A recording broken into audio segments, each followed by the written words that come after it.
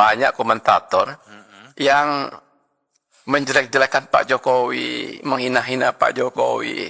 Aduh, menurut saya sedih sekali. Kenapa? Karena saya tahu kok perubahan itu. Pemerintahan Pak Prabowo ini adalah pemerintah cuci piring. Ya, kalau menurut kami, karena begitu banyak. Piringnya siapa yang dicuci? Cuci piringnya Pak Jokowi dong. Pemerintahan Jokowi selama 10 tahun. Banyak sekali yang disembunyikan under the carpet nih. Kalau sekarang setelah Bapak Jokowi ada, kita sudah dapat internet, sudah dapat listrik. Di zamannya siapa itu? Pak Jokowi pastinya. Kami orang Papua sangat cinta sama Pak Jokowi. Tokoh agama berikan apresiasi atas kepemimpinan Presiden Jokowi selama 1 dekade membangun Indonesia. Apresiasi ini berikan oleh tokoh Majelis Ulama Indonesia, MUI, dan Muhammadiyah Indonesia. Pasti kalau sopir taksi itu tahu kita dari Indonesia, mereka akan puji pertama Pak Jokowi. Itu saya juga nggak ngerti kekaguman mereka sama Pak Jokowi. Itu kok begitu apa ya? Begitu Respect ya. Respect, begitu kuat. Hidup Pak Jokowi, mantap. Hidup Pak Jokowi, mantap.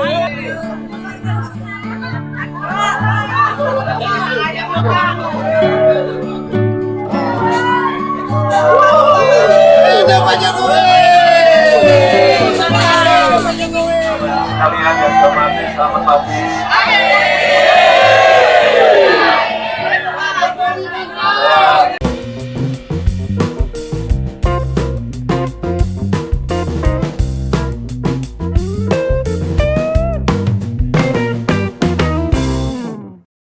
Assalamualaikum warahmatullahi wabarakatuh. Shalom, Om Swastiastu, Nama Budaya, Salam Kebajikan. Kembali lagi dengan saya di sini, Leonardo Sirait, di channel kesayangan kita ini, Sirait Media. Teman-teman, sahabat Sirait Media yang baru tahu channel ini, jangan lupa dukung dengan klik tombol subscribe dan share video ini, karena masih banyak lagi nanti konten-konten yang A1 kita berikan informasi penting bagi teman-teman, dan kita pastinya sehati dan sepikiran. Mari terus kita mendukung, menyuarakan untuk Pak Jokowi.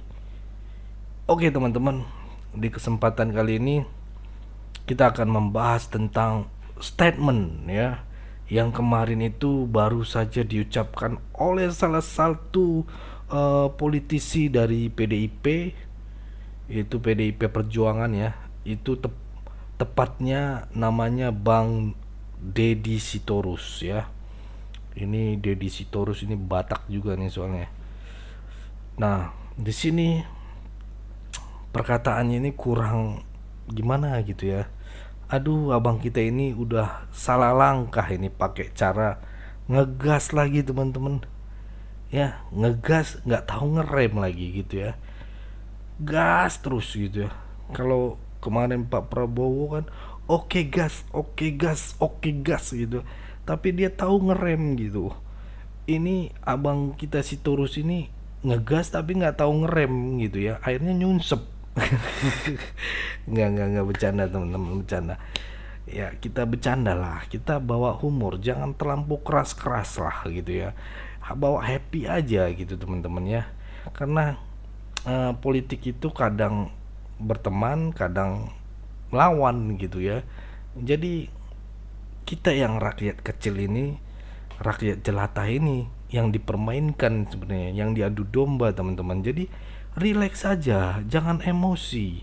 Jangan gara-gara kita sebut nama mereka marah, sebut partai mereka marah gitu. Di mana demokrasi di negeri ini gitu ya, ditegur dan sebagainya gitu. Kita kan mengeluarkan opini kita gitu ya, mengeluarkan isi hati kita, ataupun mewakili komentar-komentar kalian di kolom komentar, dan akhirnya kita buat video gitu. Jadi inspirasi, narasi teman-teman semuanya yang tertuang, kita satukan, kita tuang kan jadi satu video gitu teman-teman ya. Jangan apa-apa tuh langsung kamu ini menjelekkan nama baik saya gitu ya. Janganlah gitu, biasa aja, nggak usah keras-keras banget, nggak usah panas-panas banget gitu ya. Masih lama pilkada, asik. Masih beberapa minggu lagi kok gitu ya. Ya, kembali lagi ke ini ya teman-teman. Jadi Bang Deddy Sitorus ini kemarin itu baru aja memberikan statement mengenai memberikan komentar mengenai pemerintahannya Pak Prabowo nanti. Jadi dia udah ke depan gitu ya. Dilantik aja belum udah ke depan gitu ya. Yang katanya Bang Deddy ya, Bang Deddy Sitorus itu dibilang Abang Deddy Sitorus itu adalah pemerintahan cuci piring gitu ya. Asik, cuci piring. Bang ya, kalau kemarin kalah partai kita itu terima lapang dada aja, nggak usah pakai omon-omon ya. Itu juga lumayan Bang, lumayan itu 16%. Ya, itu udah perjuangan Bang, perjuangan 16%. Saya khawatirnya kemarin nggak nyampe 16%, nyampe cuman 7%, nggak nyampe 10% itu. Itu yang miris gitu. Itu udah bagus, itu perjuangan udah bagus banget lah, udah bagus itu 16% Bang. Saya khawatir kemarin itu ya cuman 11% gitu ya. Ya 11% dari 99% gitu. Udah kayak ini Pak Jokowi dia apa ininya Anies ke Pak Prabowo nih ya. Anies ya. Nah, menurut abang kita ini di pemerintahan Jokowi ini nggak berhasil kali ya, dia bilang ini nggak ada yang berhasil gitu ya.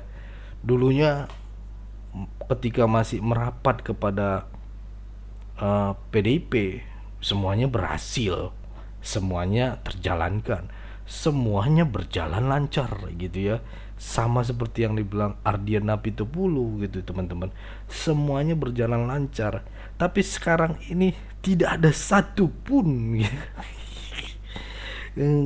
proyek-proyek atau kegiatan-kegiatan ataupun yang dibangun oleh Pak Jokowi. Ini kan keterlaluan teman-teman. Ini jangan bego-bego banget lah gitu. Rakyat udah merasakan bos gitu ya. Oke teman-teman, nanti langsung aja dulu kita lihat videonya, karena nanti kalau semakin banyak saya ini kalian nggak nonton sampai habis lagi ya. Mari kita lihat ulas dulu video berikut ini. Pemerintahan Pak Prabowo ini adalah pemerintah cuci piring. Ya, kalau menurut kami, karena begitu banyak. Piringnya siapa yang dicuci? Cuci piringnya Pak Jokowi dong. Pemerintahan Jokowi selama 10 tahun. Karena banyak sekali yang disembunyikan under the carpet nih. Ya, jadi saya kira untung nih Pak Prabowo ngirim Thomas Jiwandono misalnya Kementerian Keuangan, sehingga antara hayal gitu ya, katakanlah visi dengan realita itu bisa ketemu. Sehingga yang tadinya mau anggaran 250 triliun untuk makan gratis itu terjun bebas jadi sekitar berapa? 14. Itu kan artinya udah bertemu dengan realita, antara keinginan dan realita ketemu fakta brutal begitu. Oh, ternyata kita belum bisa gitu. Oke, baik Bung Deddy. Bung Arya tadi kan mengatakan maunya gaspol, begitu hari pertama langsung kerja. Tapi kalau betul 44 menteri, apa nggak berkutat nanti cari kantor lah, bikin nomenklatur surat dan lain sebagainya? Ya, dulu saya ingat ketika masa Orde Baru itu ada semacam satir ya pada DPR sebagai stempel kabinet, stempel pemerintahan. Orde Baru ya? Iya, Orde Baru. Sekarang bukan enggak juga. Nah, nyaris ya. Bisa juga lah. Kalau melihat pengalaman Omnibus Law kan tukang stempel. Nah, kita kan berharap kita sudah melaksanakan pemilu yang demokratis itu 6 kali.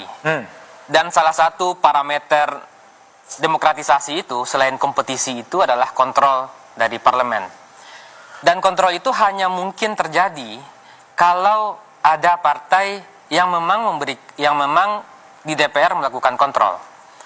Kalau dukungannya seperti sekarang itu 92%, kita nggak bisa membayangkan ada kontrol.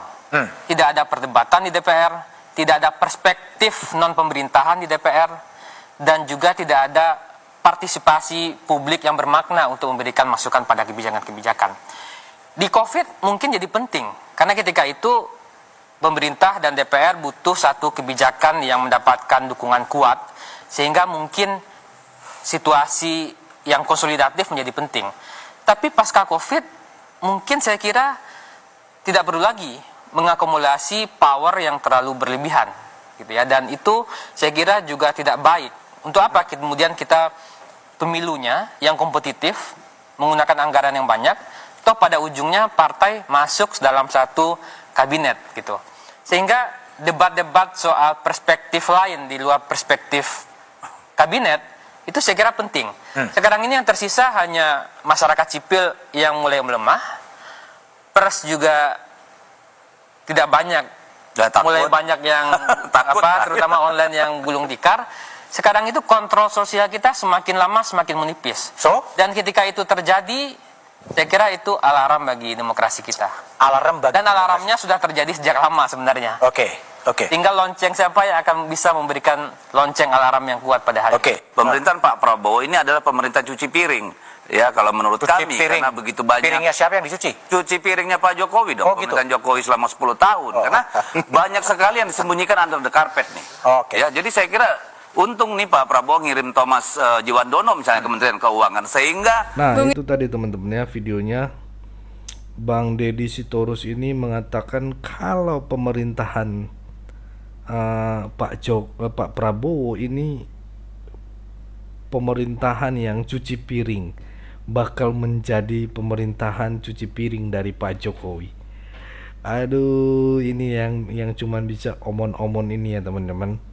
Kenapa ini abang kita ini ya, abang Deddy Sitorus ini ya, karena beliau Sitorus, saya Sirait gitu ya. Sebenarnya adik abang itu ya. Semarah itukah sama Pak Jokowi bang gitu kan? Apa karena kemarin kalah pilpres, atau Pak Jokowi karena meninggalkan partai abang ini ya, atau ya Pak Jokowi lupa gitu ya, lupa ya sama dedikasi yang sudah diberikan oleh partai abang. Ya, kalau menurut kalian gimana nih teman-teman? Kalian komen ya. Sebenarnya Pak Jokowi itu penting gak sih di PDIP gitu? Atau bagaimana? Coba komen di bawah ya teman-teman. Emang cocok ya kata cuci piring itu disematkan kepada pemerintahan Pak Prabowo, pemerintahan Pak Prabowo nantinya untuk membersihkan hal-hal yang sisa-sisa dari pemerintahan Pak Jokowi. Ya cocok aja. Ya kalau orang berpandangan positif, itu akan melahirkan pekerjaan-pekerjaan yang positif gitu ya teman-teman. Tapi kalau kita dari awal melangkah dengan negatif, hasilnya juga akan negatif teman-teman. Jadi saya salut juga ini sama beberapa arahan dari Pak Prabowo. Ya terima aja, ya biarkan aja mereka cuap-cuap hanya untuk cuci piring. Ya memang benar juga, orang pemerintahan itu kan kerjaannya melayani, pelayan rakyat. Ya wajar aja gitu, mencuci semua segala macamnya biar menjadi bagus gitu ya. Nah itu dia teman-teman.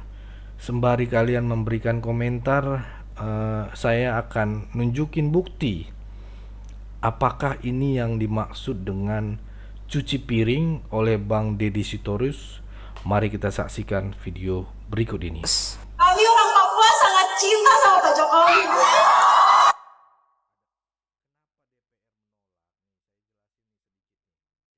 Perkenalkan, nama saya Fidrian Tias Nanikre dari Wasior, Papua Barat. Sudah ada listrik di sana belum? Kalau sekarang setelah Bapak Jokowi ada, kita sudah dapat internet, sudah dapat listrik. Dari setelah Bapak Jokowi ada internet. Iya, jadi dulu waktu masih dari kelas 1 sampai kelas 8, kelas 9 pas SMA baru kita ada listrik, ada internet. Listrik Listrik itu baru stabil setelah tahun 2020. di zamannya siapa itu? Pak Jokowi pastinya. Nah, kami orang Papua sangat cinta sama Pak Jokowi. Mama dan bapak kerja apa? Bapak bawa kapal laut. Bawa kapal. Jolor, kalau orang Butong bilang jolor. Mama kerja apa mama? Mama ibu rumah tangga tapi ada usaha. Pernah mimpi ke tidak kuliah di UI? Dari dulu karena kami dari Papua, satu hal yang kami tidak pernah bayangkan adalah datang ke sini. Tapi Bapak selalu bilang orang miskin, orang susah juga bisa bermimpi. Jadi jangan takut.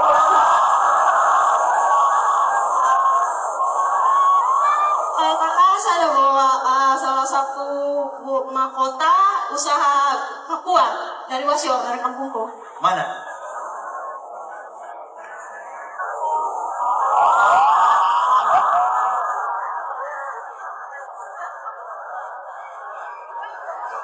Ini adalah karya tangan dari mama-mama kami di Papua.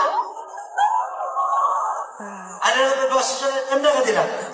Saya masuk di sini dari beasiswa afirmasi adik dari Kemendikbud. Hebat. Dari Kemendikbud. Iya. Biaya hidupnya ditanggung juga. Biaya hidup saya terimanya setiap semester. Ya ditanggung juga. Nanti habis ini ketemu kakak Tony. Kakak Tony, tolong kasih beasiswa tambahan dari Freeport untuk adik perempuan. Kamu harus semangat ya. Siap, saya tidak takut bermimpi. Biar kita hitam, yang penting manis. Tidak usah merasa kecil hati ya. Kau tunjukkan bahwa kau akan menjadi diplomat hebat Indonesia dan Papua. Nah, itu tadi videonya teman-teman ya. Gimana nih tanggapan abang kita Didi Sitorus? Apakah hal-hal semacam ini perlu disapu, yang perlu dibersihkan? Masyarakat loh yang sudah mengatakan, kalau masyarakat mengatakan itu bagus, baik, ya mau gimana lagi? Ini dari anak Papua bang, gitu ya, yang kebetulan berkesempatan untuk bisa kuliah di UI, gitu ya. Itu teman-teman ya. Ini mereka belak-belakan juga gitu ya, karena selama pemerintahan Pak Jokowi, banyak orang Papua mengatakan cinta dengan Pak Jokowi ya. Selama pemerintahan Pak Jokowi hampir 10 tahun ini, banyak hal yang sebelumnya tidak didapatkan oleh orang-orang Papua dan kini sudah didapatkan dan justru dirasakan oleh warga Papua ya. Orang-orang Papua menikmati, karena kalau kita hitung-hitung ya, saya pernah dengar video orang Papua hampir 7-10 kali Pak Jokowi hadir untuk Papua ya. Itu nggak main-main teman-teman. Kapan presiden-presiden kita terlebih dahulu datang ke Papua? Terhitung lebih banyak Pak Jokowi yang hadir di sana, dan Pak Jokowi merasakan sentuhan, menyentuh orang-orang Papua. Ya wajar lah menurut saya. Dulu Papua merdeka, minta Papua merdeka karena nggak pernah disentuh sama pemerintahan pusat gitu ya. Presiden sendiri tidak pernah melirik gitu, cuman dianggap aja gitu, dianggap, tapi nggak pernah dibangun, nggak pernah dikunjungi gitu ya teman-teman. Ya jujur ya teman-teman, saya juga dulu tinggal lahir di Aceh gitu. Ketika zaman-zamannya Timur Leste, abang saya lahir di Timur Leste, bapak saya tugas di sana, kami tinggal di Aceh. Dan merasakan bagaimana orang-orang Timor Leste kolotnya gitu zamannya, cerita-cerita ini ya. Tidak bisa dibantu, hanya cuman bisa bangun-bangun sekolah. Ya tahapnya masih itu. Akhirnya mereka mau berdiri sendiri. Itu mirisnya gitu teman-teman. Nah, Pak Jokowi perhatiannya penuh kepada Papua. Ini saatnya gitu. Mungkin giliran Presiden Pak Jokowi yang fokus kepada Papua juga, bukan ke ibu kota doang gitu ya. Itu teman-teman, berbagi waktu. Jadi orang-orang Papua sudah merasakan bagaimana mereka punya presiden ya, yang dulunya punya presiden tapi nggak pernah datang ke Papua, ke tanah Papua, tidak pernah menginjakkan tanah Papua. Itu teman-teman ya. Mari kita saksikan dulu video berikut ini. Tokoh agama berikan apresiasi atas kepemimpinan Presiden Jokowi selama 1 dekade membangun Indonesia. Apresiasi ini berikan oleh tokoh Majelis Ulama Indonesia, MUI, dan Muhammadiyah Indonesia. Apresiasi dari tokoh agama MUI disampaikan langsung oleh KH Marsudi Syuhud. KH Marsudi Syuhud mengatakan jika Indonesia sangat bersyukur dipimpin oleh Presiden Jokowi. Karena, sampai detik ini Indonesia masih berada dalam kondisi yang aman dan nyaman. Mengingat, banyak negara yang membangun saja tidak bisa. Karena, membangun itu sebuah kewajiban. Pembangunan itu bisa berkaitan dengan infrastruktur atau kesejahteraan bangsa. Kemudian, apresiasi dari tokoh Muhammadiyah disampaikan langsung oleh Sekum PP Muhammadiyah, Profesor Abdul Mujti. Sekum PP Muhammadiyah ini menilai jika kita harus menjadi bangsa yang mampu mengapresiasi dan menghormati pemimpinnya dengan objektif menilai secara komprehensif capaian yang sudah diraih oleh Presiden Jokowi beserta jajarannya harus kita apresiasi. Jadi Bang Jek ini kan di Indonesia tapi di Singapura juga berbisnis di Vietnam. Sebetulnya bagaimana Abang dari luar melihat perkembangan Indonesia dan bagaimana orang-orang di luar terutama ASEAN itu melihat perkembangan Indonesia sejauh ini, Bang? Menurut saya itu penting dikasih konteks sama masyarakat Indonesia juga. Ya, kalau cara kita berhitungnya dengan cara seperti pertanyaan Mr. Q ini, Bang Julfan, seharusnya kita ini rakyat Indonesia bangga betul pemimpinan Pak Jokowi 10 tahun terakhir. Iya. Saya ingat sekali waktu saya pindah ke Singapura 2012, ya, itu terasa kok. Saya kan mulai mingle ya, mulai gaul sama lingkungan hari-hari dengan kehidupan masyarakat di sana gitu. Saya tahu kok mereka melihat kita ini Indonesia gitu ya, tidak dengan perasaan respect atau perasaan yang mengagumi, apalagi mengagumi, respect aja enggak gitu. 2012 ya Bang ya? 2012 gitu. Jadi kalau ngomong jujur nih, kalau boleh kita nggak ngaku orang Indonesia lebih bagus, supaya mereka paling nggak punya tidak punya pandangan minor sama kita gitu. Kita ini dianggap bangsa yang korup, bangsa yang gini lah kira-kira Bang. Kalau dia lihat kita keren atau pakai baju yang bagus, pasti pikiran mereka tuh kita korup, gitu. Terus kalau kita sederhana, ya makin diinjak kita. Iya. ini memang kroconya Indonesia lah. Jadi situasi itu kan saya alami ketika 2012 itu. Orang Indonesia kalau di Malaysia itu dipanggil Indon. Indon itu Malaysia itu. Nah, di Singapura mungkin nggak ada panggilan khusus lah buat orang Indonesia, tetapi terasa kok bahwa kita ini bukan datang dari negara yang membanggakan lah gitu. Tapi itu berubah Bang. Berubah terasa sekali oleh saya. Kira-kira 2 tahun, 3 tahun ketiga Pak Jokowi sebagai presiden. Itu pandangan mereka kepada kita itu berubah betul. Orang itu beranggapan bahwa Indonesia itu dapat pemimpin hebat, dapat pemimpin yang bersih, yang tidak korup, dan mereka optimis Indonesia akan jadi negara maju, jadi negara besar, jadi negara yang berbeda dari pemahaman mereka atas pandangan mereka tentang Indonesia sebelumnya gitu. Jadi kalau menurut saya, kalau hari ini ada kan kita lihat ya di podcast itu banyak pengamat, banyak komentator yang menjelek-jelekan Pak Jokowi, menghina-hina Pak Jokowi. Aduh, menurut saya sedih sekali. Kenapa? Karena saya tahu kok perubahan itu. Sekarang kita tuh di Singapura itu merasa seperti